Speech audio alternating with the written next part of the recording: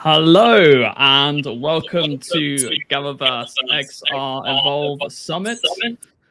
And what an amazing keynote from Alex Smithson there. And my favorite part on that was by 2030, 1 million more power is going to be in the world. That's absolutely crazy. But on this panel, we're going to be speaking about to evolve the powerful impact of technology in the modern era of the AI-powered metaverse. And we have some amazing guests on today's show. So what we're going to do is we're just going to quickly, each of us introduce ourselves, 30 seconds each, and then we'll get straight into the discussion because we are running out of time already. We're already behind on time. So we're going to fly through this as quick as possible. So we'll start to my left, which is Cassie Lane. So Cassie, could you quickly introduce yourself for 30 seconds, and then we'll go around to everybody else. Sure. Hi, everybody. My name is Cassie Lane Millhouse. I am an American living in Singapore.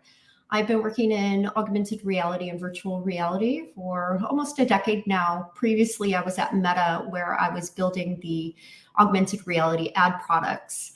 And now I have my own company called Sashiyu, where we are specializing in companies in the wellness rehabilitation and building products for the disabled population as well. Amazing, Casey. Thank you so much. Stefan, over to you. There we go. Hey, it's great to see everybody. And Chris, thanks for doing this again. Russell, thank you so much for moderating here. I'm Stefan Youngblood. I actually founded Black Metaverse, and we're really excited about some things that have happened there. You know, this is interesting. We actually used to have a worship service that was global inside the Metaverse. And today's show came up to us one time and asked if they could come in and show the world what you were doing. So right now I'm working with a group. It's Black AI Think Tank. And very excited about just getting information to each other when it comes to all that AI is doing, and very heavily involved with teaching and listening in the ethics area and in the part where racial bias touches AI. So it's great to be here. Thank you for joining us, Stefan. Richard, over to you. You want to unmute your microphone? Great. Yes. There we go. Yes. Great. All right. My name is Richard Bukowski. I am a forecasting facilitator and futurist. I help my clients imagine different futures and develop actionable and optimistic plans to future-proof their lives and their businesses. Prior to that, I've been a 15-year digital marketing specialist across multiple channels, multiple industries. And I also continue to bring that, multi-industry, multi-sector aspect to the future consultancy. Thank you so much, Richard, and thank you for joining us. Charles, over to you. Hi, I'm Charles Ailman, the CEO of XRDNA. Our tech stack includes a spatial addressing system similar to ICANN, but for spatial computing. We have a patent portfolio around spatial addressing, including XYZ, T and P for time and plane. We're building out an entire network infrastructure to interoperate between Web 2 and Web 3. And then our front-end platform is called Mo. It's the map of everything. It's a spatial wayfinding guide and search engine for spatial computing and XR. Wow, that's cool. Thank you so much, Charles, for joining us. And last but not least, Joy, welcome. Hello, everyone. Hi, everyone. My name is Joy Fennell, and I'm the founder of The Future in Black. It's nice to see everyone here. Stefan, I'm very familiar with your work. I've been in your think tanks for a while. The Future in Black is an AI studio based in New York City. We also specialize in AR and 3D and immersive experiences. And one of my bigger goals is to definitely have more Black creatives involved in the AI space. My prior life, I was a makeup artist, so I focus on a lot of beauty and fashion. So thanks for having me. Thank you so much, Joy, for joining us. And last but not least, technically myself. So my name is Russell Bundy. I am Director of Partnerships at GatherVerse, and I'm also CEO of Madbob, which is a women-focused NFT music platform. So that's myself. Right, let's get into this because we've got so much to talk about. Right, how could AI enhance the immersive experience within the metaverse in 5 years from now? And we'll start with Cassie, and then we'll head over to you, Richard, after. Oh yeah, I love this question because everybody seems to think that AI is such a new thing. In fact, like AI. Sorry, Richard, could you mute your microphone, please? We're just hearing a little bit of feedback. Thank you, Richard. There we go. Over to you, Cassie, Thank sorry. you, Richard. Yeah, as I was saying, you know, a lot of people think of, you know, AI as something new, you know, within the media, but it's actually kind of the underground technology, especially if we think of augmented reality, which is kind of my specialty, where you know, we tend to think of what's going to be happening 5 years from now, but the fact is these things are being developed right now. For example, being able to customize different experiences to help people with their cognition, to help them with their learning. Right. I like to see that AI is a way, AI with AR and VR is a way for us to make sense of data in that spatial environment. If we think about it, when we were born, we were kinesthetic learners. You know, we learned how to eat right away. Then we started learning how to roll over, and people didn't teach us those. You know, text, reading, even speech were things that we learned, but we are spatial beings. So these new developments that are coming up right now that we will see in the future are going to actually help us enhance the human experience.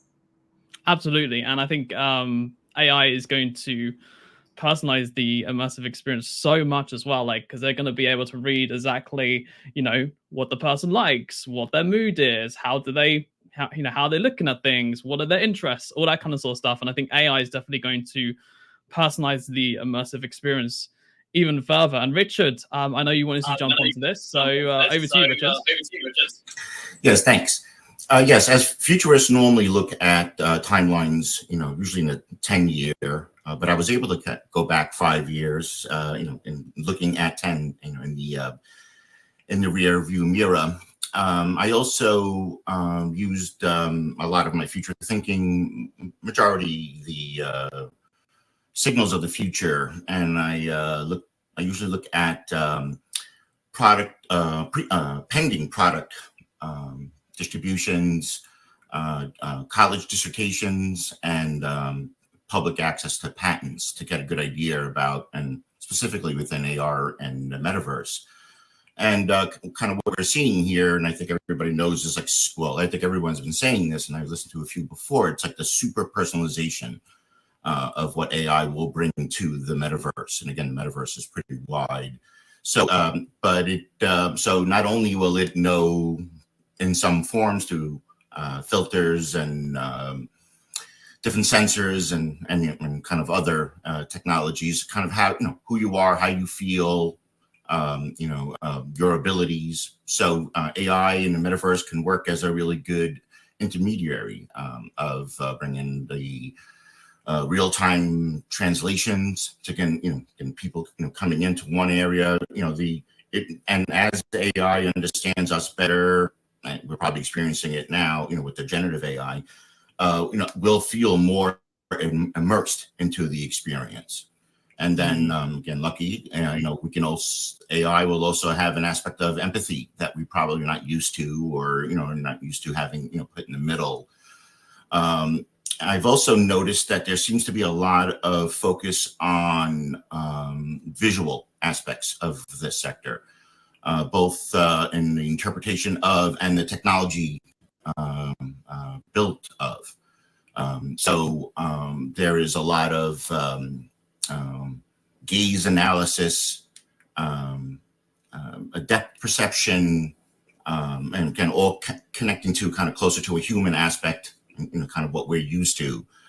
Also what we're seeing and not seeing. And that's also amazing because there's a lot of background, you know, information or things like that, that now AI can take a kind of a good look at, and again, adjust the environment, accordingly.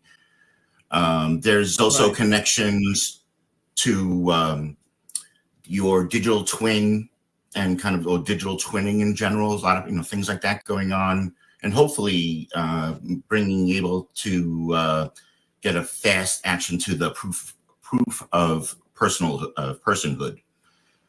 There's a lot of different technologies that are going in there also. So when we do go into the metaverse, and we are somewhat cleaned and filtered, and it is the real person in real places who wants to do things and with common people and getting a better understanding, and and the AI understands us better as well. So that also again intersects into social gaming, right? So there was a panel right before this about having to worry about being bullied and stuff, which is a very common thing right now in VR environments.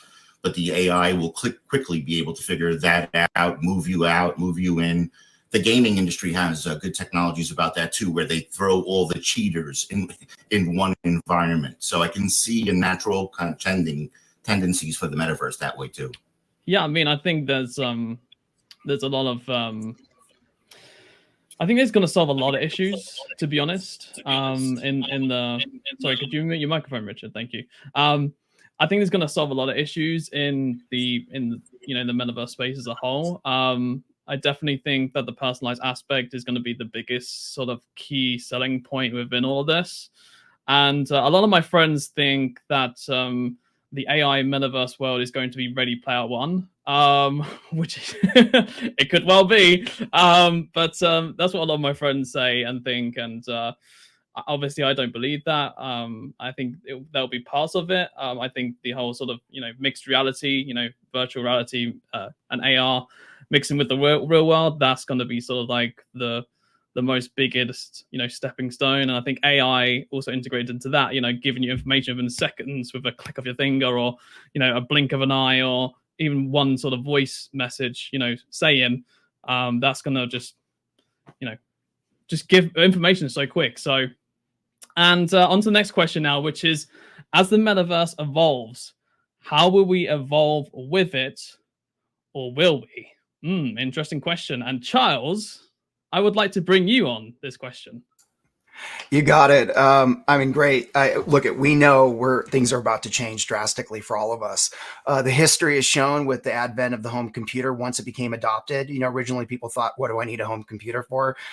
It's now a part of all of our lives. What do we need the internet for? Back in the early 90s, it is literally a part of our lives. It is making this happen. I think we're going to see a massive transformation in terms of human computer interaction. So when we look at how will we evolve with it, I think I'm with you, Russell. I think AR is the evolution that's going to actually be the jettison of how we actually move into AI and AR, and our environment's going to become our computer.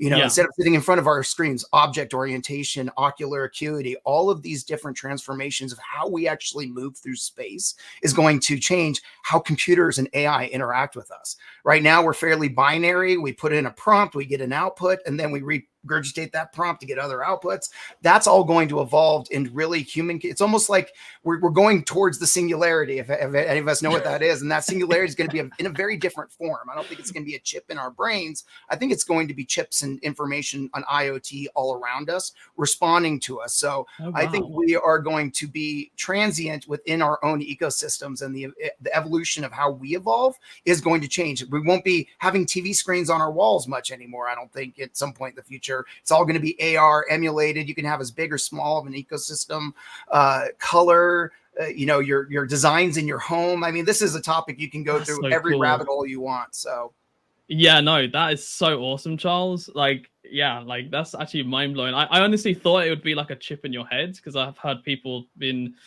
speaking about that. Well, if you ask Neuralink, they're going to say yes. But I think that's going to be more on the human medical side of things. And who knows, maybe one day they will. But I think we see ourselves leapfrogging over technologies now. And I think AI is going to help us understand things that we just can't even see right now, to where right now we can only see a chip.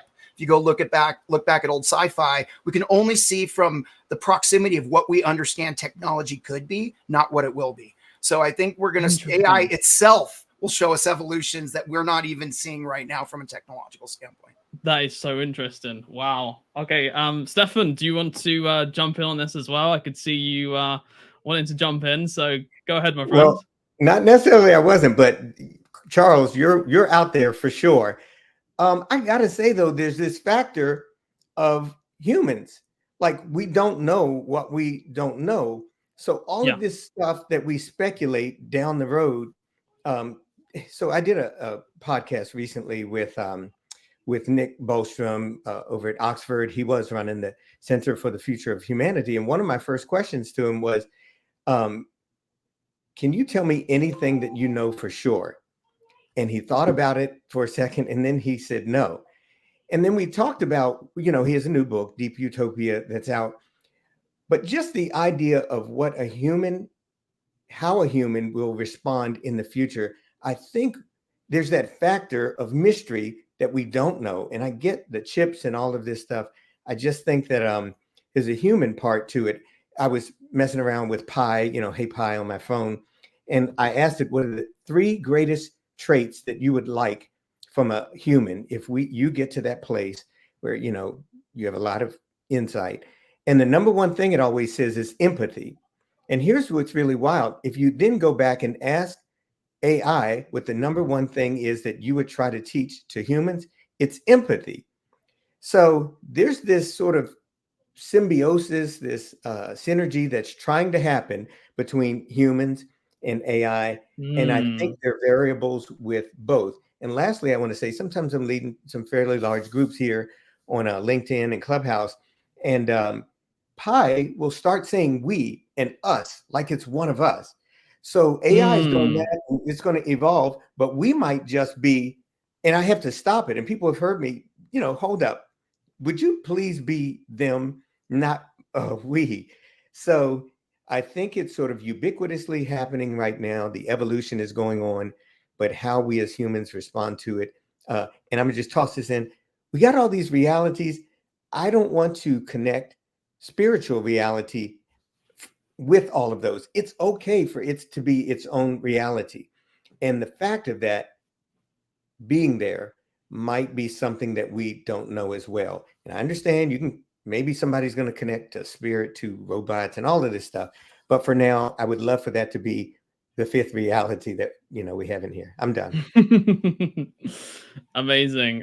Thank you so much, Stefan, for jumping on that. And I couldn't agree with you more. And it's very interesting, like I said, what we're in the time that we're living through and where things are going and what's happening. And to Charles's point with the whole sort of, AI chips outside and basically being able to pick up on stuff on us instantly. And it's just a crazy. And I love it actually. Which leads to the next question, which is, why does AI technology matter when it comes to the metaverse? And Joy, we'll bring you in on this conversation. Yes. Well, number one, let me first say this. I definitely feel like AI needs a publicist. It needs a publicist, a good one, because the way in which it was unleashed to the public, I feel like, they could have had a better plan as opposed to everyone being so fearful of it. And so I definitely feel like it's definitely going to matter when it comes to the metaverse, because we've already mentioned personalized experiences, those type of things, but also to me, I feel like it is going to give a level of accessibility to people who aren't able to access like bigger things as well.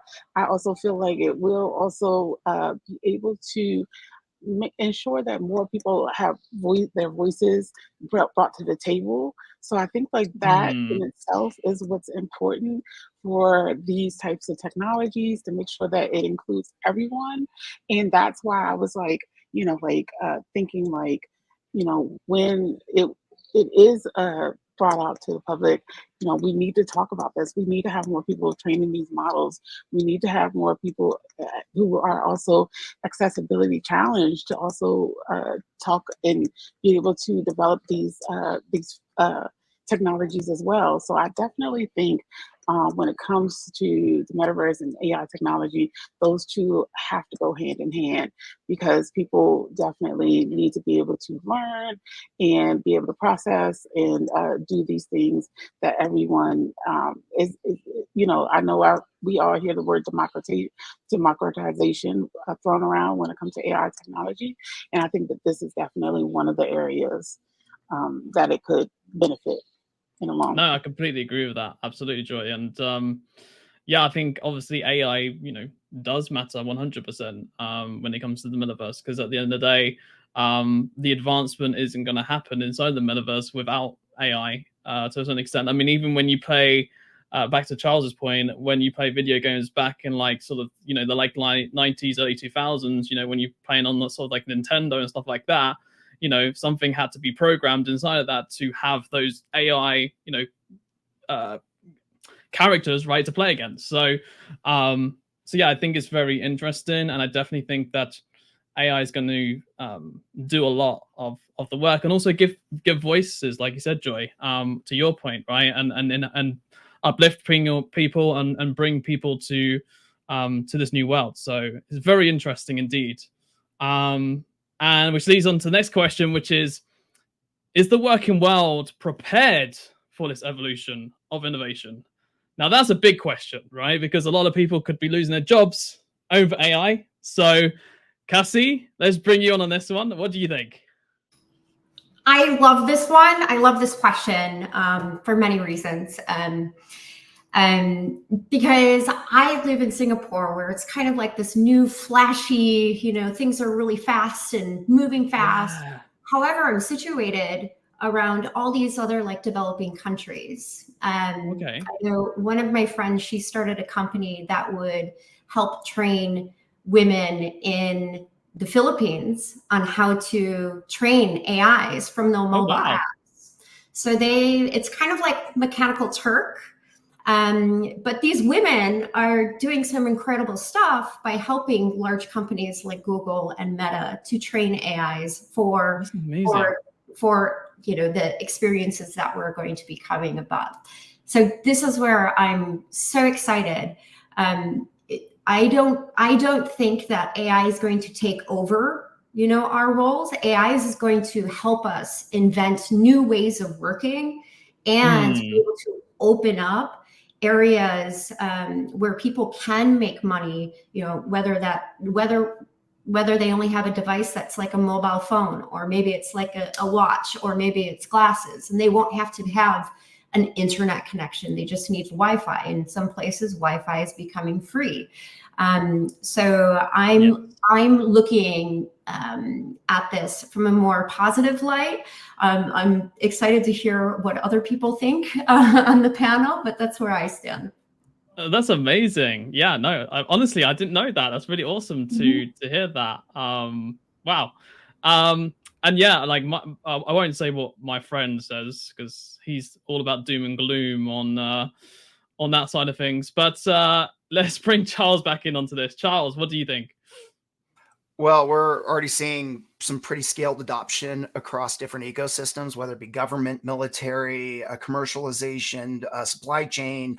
All of these are using AR, AI, VR, AI in training sessions, trying to bench test, pen test. I mean, I'm seeing of all these events I go to, I'm blown away every time I go, because I see 100 different use cases that I didn't see the week before. And so I think that the aspect of AI, with especially AR, because that's my sweet spot, I think, because that's the evolutionary nexus that we're running into, is going to really drive new economies right now. Again, and I think, Stefan talked about this, is like, we don't know what we don't know. And that's the exact point. We're starting to see economies evolve based on technologies that we haven't even thought of yet, right? And so I think, and I agree with Cassie, it's not going to replace our jobs. It might outmode some of our jobs that maybe are unnecessary to the current economic scaffolding that we've built out in society, but I think it's going to, I'm seeing adoption across the board in various areas. And again, I don't know if anybody saw the chart of just MetaQuest headsets or Meta headsets. They're almost on the same trajectory as the iPhone in the same timeline. So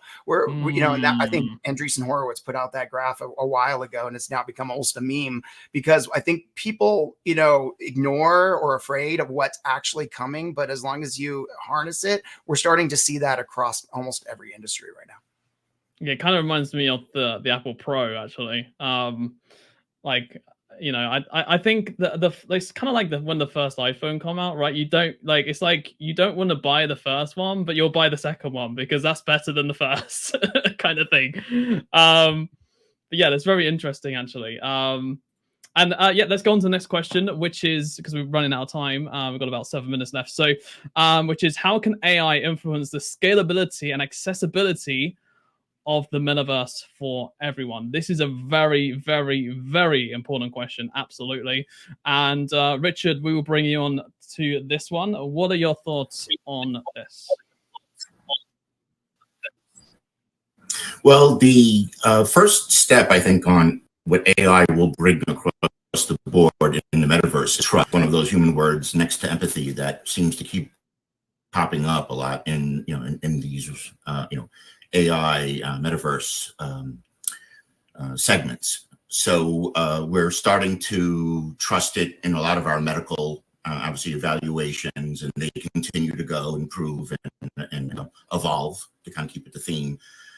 Next will be within, within the financial, financial tech, where we'll have an AI assistant or something like that. I thought it'd be more of those kind coming up in financial techs, where it'll make decisions for us, but able to explain it, and little by little we'll continue, because trust is never given; it's earned. So the metaverse will have, and AI will have to earn our trust throughout all these different sectors. But once it does, just think about that opening that gives us that advantage, and then it'll continue to go. My big feeling about what the metaverse, or really kind of what all future technologies in a positive direction should be, is to get rid of Maslow's lowest tier in his pyramid. What else should we be working on, right? If not, going on that, making sure people have places to go, eat, things like that. Which kind of leading back to that other question about guaranteed income. I'm one of the few people who feel that that's going to be necessary almost at a government level. Not bad thing, because just things change, and we need to evolve. But the efficiencies of AI, and through metaverse that we've been training, we should be able to benefit from. And also, space is another one of the sectors that I pay attention to, and the ability to bring a $1 billion asteroid of platinum is coming soon, and there's 1 billion of those asteroids out there. So what do we do with all this money? If you want to look at it that way, I like to think of it that way. And so what we do with this money is put it back into the people and go from there. So let me just kind of, I guguess, repeat the question, which is, how can AI influence the scalability and accessibility of the metaverse for everyone? So that money could be used to basically re-people into the scalability and accessibility side for the metaverse? Well, I would say that will be an exhaust data of what will come of it. It was mainly about the trust issue. More people will go on. More people will feel comfortable about it. More people will, again, access it. More people will share their ideas, and then AI will continue to both, again, prove and trust, put us, connecting us with people in the, again, same direction, the same thought processes, and we'll all be working on, hopefully, something very positive. Amazing. Thank you so much, Richard, for your input there. And yeah, I couldn't agree with you more. Absolutely. And I think there's a lot of just so many opportunities to come. Just in the metaverse and AI and just everything. We haven't got much time left, so I'm just going to jump straight to the next question, which is, how will the AI-powered metaverse transform entertainment and media consumption? Oh, this is an interesting question. I think I'll bring Joy onto this one, because she is the fashion expert, after all, in the panel. So welcome, Joy. And yes. Well, I mean, number one, you already see it changing how a lot of fashion houses are starting to implement and do a lot of the photo shoots that they're doing, a lot of like the experiences that they're doing, also trend forecasting that they're doing. So even with that, like that already has changed a lot of what we're seeing, and especially and when especially also when it comes to entertainment. I mean, you have Netflix, you have the Spotify's of the world. You're already able to pick, or they're already able to pick what you would like, what genre of music you would like, those type of things. But I mean, when it comes down to it, let's also take a step back and also see what just was announced last week when we heard OpenAI with quote unquote her. That Yeah. alone is also going to change because now that's going to make people more comfortable. I think more people are becoming more curious about it. But with that also comes another set of questions.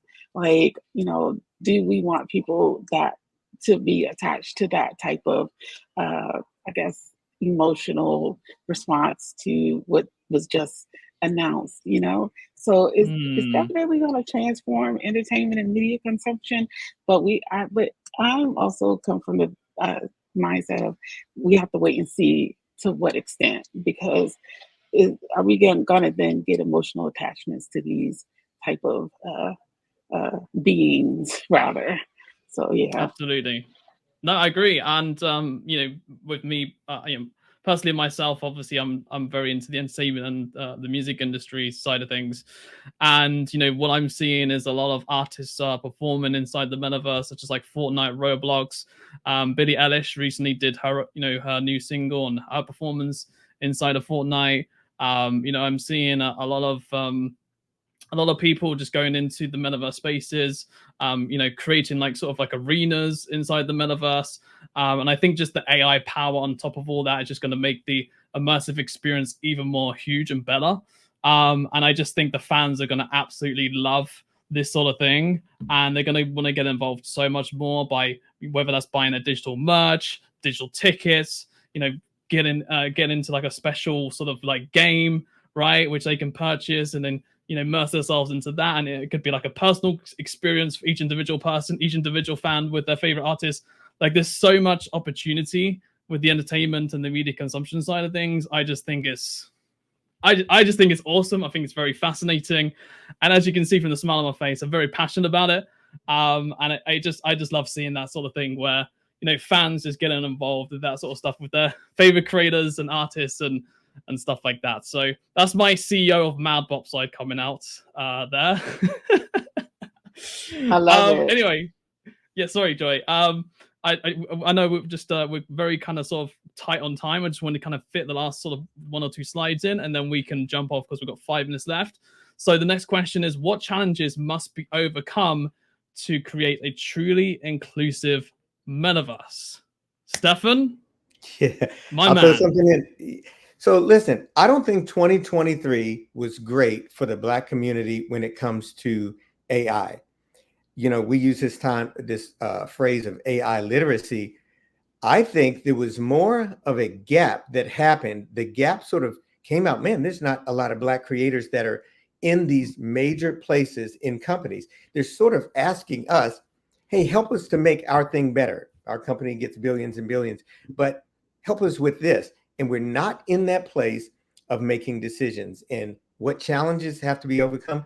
There needs to be more than just diversity. It needs to be the Black community needs to, and I'm saying that in particular, involved in some of these leadership and creation spaces. As I said, we have a thinking group, the Black AI Think Tank. We're actually dedicating an entire week to it. June 9th through 15th is the National Black AI Literacy Day, and 30 speakers just trying to teach our community. HBCUs, VCs, everything are in there. But we have to be aggressive about it because I don't want to see us fall behind. So I'm in that space, and thanks for bringing that up. No, honestly, thank you so much for sharing that. And yeah, I completely agree with you. We need to be more inclusive, more equality, give more opportunities, share the opportunities across the board, and just be good, decent human beings at the end of the day. Be decent human beings and help each other, right? Yeah. yeah, sorry, Stefan, did you want to say something? Yeah, I just want to say the issue is we're not the default. You know, I asked for AI to make just tell me what ethical looks like. And it was a white king with white beard, a crown, a thing in his hand. I said, no, can you do that again? Sort of try to show me what the word ethical looks like. Same thing, different color gown. Another one, different. I said, is there any reason you keep making it a white man with gray hair? And I said, did you not think of maybe someone that was Black or African American? And it said, well, you didn't include that in your prompt. If you had prompted me that way, I would have done it. But the default is the issue right now. Wow, that's crazy. Yeah. Anyway, sorry. That was yeah, that's crazy. Okay, let's move on to the next question because it's the last question. Then we're gonna jump off, which is how might the metaverse affect global social dynamics and economic disparities? This is a big question. So, Charles, I can see you nodding your head. It sounds like you want to take on this challenge, my friend. So let's bring you on this. Sure. I mean, I don't know how much of an expert on global economics and disparities I can be, but I can say if we look at patterns from the past, like cell phone adoption globally, we now see cell phones in a myriad of places globally. I don't know what the total count of the 8 billion people on the planet that have cell phones, but even underserved communities now have access, whether they're older models and things like that. So I think it's a time evolution component to when technology actually permeates into these disparities. Now, does that change anything in an economic disparity? I am not going to be the person that answers that. I don't want to. I am not an expert in that. Maybe somebody else can make that call. But the metaverse, and I agree with what Stefan's talking about 100%. If we build something that is an open fabric that allows everybody to come in together and have an equal voice in what is being built, absolutely, I think that's going to be a difference between how real world functions and how the metaverse will function, even how the metaverse functions over the real world. So I think it's a huge opportunity to clear the landscape of what has been hard set in terms of our evolution in society. And I think that's really where we actually have a true opportunity to reset the marker for everybody, where everybody does have an equal voice, AI or not. You know, I think AI is going to get more intelligent with exactly what the problems that Stefan's talking about. And I think it's also an opportunity for us to again, put new flags down together that didn't exist. Well, thank you so much. It's time. And please follow everyone on LinkedIn, find them, connect with them, ask questions, have discussions. There's been such an interesting panel.